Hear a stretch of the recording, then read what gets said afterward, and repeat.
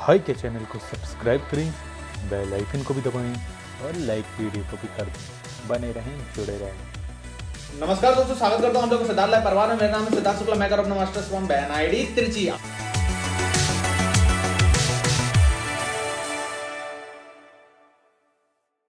आज का ये डिस्कशन है बहुत ही एक बेहतरीन ब्रांच की तरफ, जिसका फुल फॉर्म है सिटारा। सिटारा का फुल फॉर्म क्या होने वाला है? Centre for technology alternative for rural areas. आज हम इस ब्रांच का डिस्कशन करेंगे। बहुत ही बेहतरीन ब्रांच है, लेकिन उससे पहले एक छोटी सी बात करेंगे। अगर आपको ये पूरा वीडियो पसंद आए तो ध्यान से वीडियो को लाइक मार दीजिएगा, वीडियो को शेयर कर दीजिएगा और चैनल को सब्सक्राइब कर दो यार। हमारे चैनल पे जो सब्सक्राइबर्स हैं उन्हें 5K तक पहुंचा दो। आइए चलिए करते हैं इस ब्रांच की बात। क्या है इस ब्रांच में खासियत? देखिए, सबसे बड़ी खासियत तो इस ब्रांच की यही है कि बहुत ही कम गेट स्कोर में IIT बॉम्बे में आपको इस ब्रांच के लिए कॉल आता है। इतना कम स्कोर मुझे ही लगता है एमटेक में किसी और भी, चाहे MS प्रोग्राम हो, कहीं भी कॉल आता हो। बट इसका मतलब ये नहीं है कि आपके लिए एक वाइल्ड कार्ड एंट्री है, गोल्डन अपॉर्चुनिटी है सितारा में घुसना, एक IIT बॉम्बे में घुसना, क्योंकि इनका जो सिलेक्शन प्रोसीजर है वो उतना ही ज्यादा टफ है। क्या होता है इसमें आपको मैं बता दूं। सिलेक्शन प्रोसीजर में जैसे आप सितारा के लिए अप्लाई करोगे तो अराउंड 400 जनरल में और 350 अराउंड OBC में आपको एक इंटरव्यू में शॉर्टलिस्ट कर लेते हैं। लेकिन इससे पहले क्या होता है, जैसे अभी कोरोना चल रहा है तो यहाँ पर ये लोग एक असाइनमेंट देंगे। असाइनमेंट में काफी 2-4 क्वेश्चंस रहते हैं जिसमें आपको इंटरव्यूज लेने पड़ते हैं। किसी का इंटरव्यू लेने को बोल देंगे आप लोगों को, कोई रिसर्च से रिलेटेड टॉपिक लिखने को बोल देंगे। जो भी आपको असाइनमेंट यहाँ पर मिलता है उसमें कुछ क्वेश्चंस रहते हैं। लेकिन मैं उन लोगों से सजेस्ट करना चाहूंगा जिन लोगों ने सितारा के लिए अप्लाई किया है कि आप लोग बहुत ही बेहतरीन तरीके से उन क्वेश्चंस को खुद से करिए। जिस तरीके से उसमें इंस्ट्रक्शंस दिए गए हैं उसी तरीके से उस चीज को फॉलो करिए और बिल्कुल भी गलती से भी कॉपी करने की कोशिश मत करिए कि पुराने सीनियर से लेकर कॉपी कर लिया। वैसे तो क्वेश्चन बदल जाते हैं, लेकिन आसपास में लोगों से डिस्कस करके जो लोगों ने भी अप्लाई किया है वो लोग जो असाइनमेंट लिख रहे हैं उनको कॉपी वॉपी बिल्कुल मत करिएगा। बाकी इनके फॉर्म को जब आप भरते हो तो वहां पर सितारा के लिए एक SOP लिखवाया जाता है। उस SOP को बहुत ही बेहतरीन तरीके से जिस चीज के लिए बोला गया है, जैसे ये ब्रांच किससे रिलेटेड है, रूरल डेवलपमेंट से रिलेटेड है, तो आपको रूरल डेवलपमेंट से रिलेटेड ही उसमें अपने अच्छे से एक SOP को मेंशन करना है। ये बहुत इंपॉर्टेंट है। देन आफ्टर इसके बाद इसमें होते हैं 2 इंटरव्यूज। दोनों ही इंटरव्यूज में आप ऐसे नहीं कह सकते कि ये टेक्निकल इंटरव्यू है या HR इंटरव्यू, दोनों मिक्स होते हैं। 2 पैनल्स होती हैं 4-4 प्रोफेसर्स की। आप किसी भी ब्रांच के हो, आप यहाँ पर अप्लाई कर सकते हो। बट यहाँ पर क्या रहने वाला है, आपके इंटरव्यूज में किसी इंटरव्यू में टेक्निकल पोर्शन ज्यादा हो जाएगा। एक वाई सितारा ये वाला क्वेश्चन बहुत ज्यादा पूछा जाता है। आपका बीटेक प्रोजेक्ट क्या है, आपने क्या रूरल डेवलपमेंट में पहले कुछ किया है, आप रूरल डेवलपमेंट में आना क्यों चाहते हैं, ये सारे क्वेश्चन होते हैं। जब आप ऐसे 2 राउंड क्रैक कर आते हो तब आपका सितारा के लिए सिलेक्शन होता है। तो एक बहुत ही लंबा चौड़ा प्रोसेस है। ठीक है, सबसे पहले बता दो तो यहाँ पर करीब 700 से 800 लोग होते हैं जिनको ये लोग असाइनमेंट के लिए शॉर्टलिस्ट करते हैं। देन आफ्टर करीब 150 या 120 से 150 लोग ऐसे होते हैं जिनको ये लोग फर्स्ट इंटरव्यू के लिए कॉल करते हैं। देन अराउंड 60, देन के बाद जो फाइनल सिलेक्शन होता है वो 25 to 30 पीपल्स होता है। बट ये चेंज हो सकते हैं अकॉर्डिंग टू जो पर्सन उन्हें पसंद आ रहे हैं या प्रोफेसर्स को अच्छे लग रहे हैं। ठीक है, उसके बाद आ गए हमने यहाँ पे जान लिया कि सितारा में एडमिशन की एंट्री कैसे हो गई। अब उसके बाद नेक्स्ट चीज क्या है कि यहाँ पे पढ़ाई क्या होती है। यहाँ पर देखिए क्या है कि आप हर फील्ड का बच्चा आ रहा है।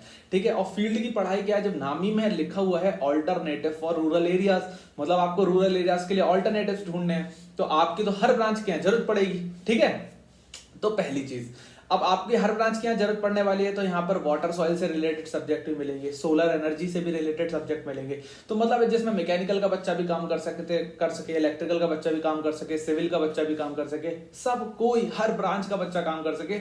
इस तरीके से इसके जो पूरा कोर्स स्ट्रक्चर बनाया है। उसके साथ साथ क्या होता है, हर कोर्स के साथ एक फील्ड विजिट होता है।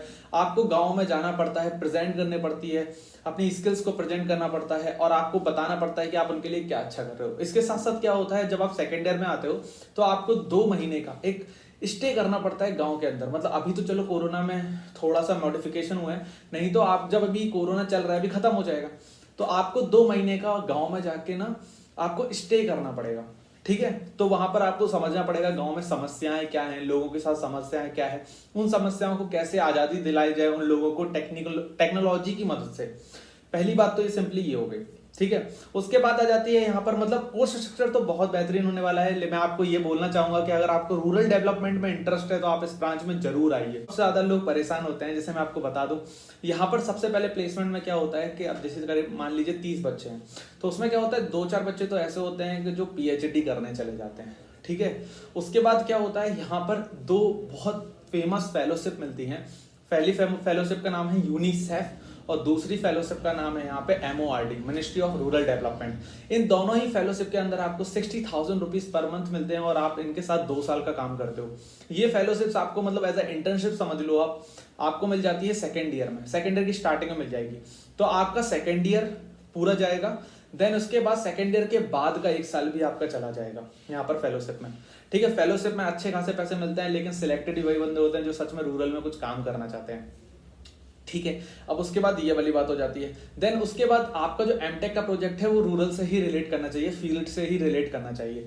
कई बार लोग जो यूनिसेफ में और MORD में सिलेक्ट हो जाते हैं तो वही वाला जो प्रोजेक्ट वहां पे जो थीसिस में काम कर रहे होते हैं वो IIT बॉम्बे में एक्सेप्टेड होता है, बट कई बार चेंज भी हो जाता है, वो डिपेंड करता है। लेकिन बहुत ज्यादा टाइम आपका वही वाला प्रोजेक्ट चल जाता है, जैसे कि आप लोग का इंटर्नशिप प्रोसेस होगा CS में हो गया, मैकेनिकल में हो गया, बिल्कुल वैसा ही यहाँ भी होता है। उसके बाद क्या होता है, यहाँ पर बच्चे कितने, अब करीब 15 बच्चे प्लेस हो गए, 15 बच्चे बचे। अब 15 बच्चे में क्या होता है, करीब आधे बच्चे जो होते हैं वो किसी NGO के लिए सिलेक्ट हो जाते हैं या फिर वो सिलेक्ट हो जाते हैं CSR के लिए। CSR क्या होता है, कॉर्पोरेट सोशल रिस्पॉन्सिबिलिटी। आपको पता है कि लाइक NGO में सिलेक्ट हो गए तो बात अलग है, NGO में आपको करीब 6 से 7 के 8 के पैकेज के अराउंड प्लेस कर लेते हैं। उसके बाद आपको गाँव साइड के एरिया में रहना पड़ता है, ठीक है। तो जैसा भी आपको वो एक जॉब लोकेशन दे रहे हैं दैट्स डिफरेंट, लेकिन जरूरी नहीं है कि गांव में ही हो। That come to the CSR में क्या होता है, दैट इज मतलब कंपनी सोशल रिस्पॉन्सिबिलिटी, मतलब कंपनी को अपने टोटल वैल्यूएशन का 2% सोशल रिस्पॉन्सिबिलिटी में खर्च करना पड़ता है, आपको पता होगा। उसके लिए रूल्स क्या कर रहे हैं, मतलब गवर्नमेंट है ना बहुत स्ट्रिक्ट रूल्स बना रही है। तो अब ये जब अगर सोशल रिस्पॉन्सिबिलिटी दी गई है तो किसी बंदों को भी तो दोगे ये सोशल रिस्पॉन्सिबिलिटी। तो हाँ, वो लोग सिटारा को हायर करते हैं, सिटारा के स्टूडेंट्स को हायर करते हैं, क्योंकि अब इन्होंने रूरल को ज्यादा अच्छे से जाना होता है। तो इनसे बेहतरीन कौन बता सकता है कि आपको पैसा कहाँ स्पेंड करना चाहिए। तो इन लोगों को काफी अच्छा पैकेज 10-12 का पैकेज भी अप्रोक्सीमेटली मिल जाता है आराम से, और बहुत अच्छे से इस चीज को वो लोग इंप्लीमेंट करते हैं।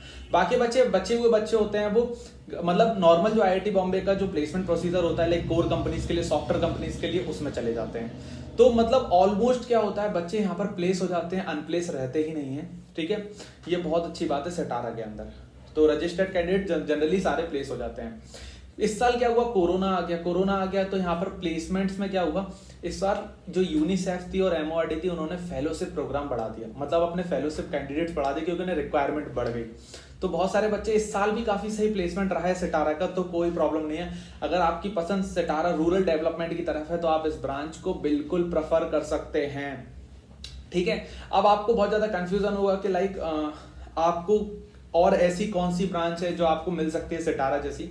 तो सिटारा जैसी IIT बॉम्बे में रूरल डेवलपमेंट में ही तो नहीं, बट 2 अलग ब्रांचेस भी हैं, like that is educational technology और अर्बन सिस्टम। इसके साथ साथ एक MTech प्रोग्राम होता है हमारा आपके IIT गुवाहाटी के अंदर, दैट इज रूरल टेक्नोलॉजी। उसकी भी मैंने वीडियो बना के रखी हुई है, तो मैं आई बटन में उसकी लिंक दे दूंगा, तो आप चेक कर लीजिएगा। बाकी मैं आपको बस एट द एंड इतना ही बोलना चाहूंगा कि अगर आप लोगों को रूरल की तरफ इंटरेस्ट है तभी आप इस ब्रांच में आइए, और अगर आपको कोर की तरफ जाना है, सॉफ्टवेयर की तरफ जाना है, तो बहुत सारे ब्रांचेस हैं जिनको आप चूज कर सकते हो। बस कम गेट स्कोर है, एक गोल्डन अपॉर्चुनिटी है, सिर्फ इसलिए सिटारा को चूज मत करिए। आपको रूरल से कनेक्ट करते हो, आपको रूरल पसंद है, रूरल एरियाज पसंद है, आप उनके डेवलपमेंट के लिए कुछ करना चाहते हो, तो ही आप इस ब्रांच में हो। बाकी अगर आपको ये वीडियो इतना सा ही है, छोटा सा रिव्यू था, अगर आपको ये ब्रांच रिव्यू अच्छा लगा हो तो आप इसे लाइक कर दीजिएगा, शेयर कर दीजिएगा और चैनल को सब्सक्राइब कर दीजिएगा, और जल्दी से जल्दी 5 के सब्सक्राइबर पहुंचा दो हमारे चैनल के। नमस्कार, धन्यवाद, बने रहें, जुड़े रहें, देखते रहें सिद्धार्थ लाइव।